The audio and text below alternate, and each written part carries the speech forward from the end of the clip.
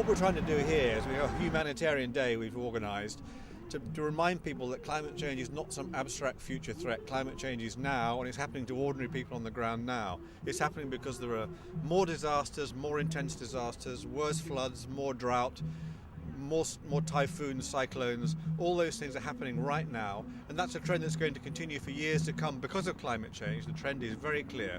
So we need to make sure we have the right measures in place to help people. We need to make sure we have the right measures in place to reduce the risks of disasters before they happen. Action before they happen is even more important in some ways than response after they happen. I believe all the human beings living in this global family. We're color different, languages different, religion different, but we're human beings. We're living in the earth. This is our family. So we know today the family have a lot of problems. I ask everybody in the world every day, every month, donate $1 or $1. We put it together to solve all the problems. Some food problems and healthy problems. We need to do it. If a single man can do a lot. No, yeah, it is. You can do a lot. You can change because $1 is small, but the millions of people doing it is huge. And are a lot of the students here from your school? Yeah, a lot of students are here to help raise awareness for young women who walk far to get water each day, and how the climate is changing that, so they have to walk further, even more. Where are you walking from and to? We're walking from Kongsnyttal here to BEKELE Center.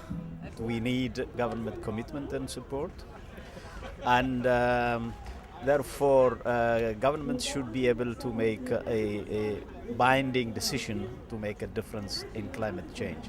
Climate change is real. Decisions will have to come, they'll have to be made. They can't be delayed. And I came to in Copenhagen to raise the issue of health, because very often we think that the human dimension of all these big debates hasn't been taken into consideration. And the ones that are going to be suffering are the people, in particular the poor, and those people that are in conflict, those people that are in disaster-prone areas, which very often goes together, by the way. Well, I think we need to raise the awareness of the public, so that the public is going to put pressure on the policy makers, and these policy makers are going to make the right decision. We want to make sure that the people who will be most affected by climate change and who are least responsible for this problem, that's poor people around the world, are treated equitably and are supported by wealthy countries to adapt to this horrible crisis that they're experiencing. That's one perspective. The other is obviously to do what we can to prevent it from becoming worse, because we're already seeing huge impacts of climate change in the 70 country offices that we manage around the world. We're seeing it now.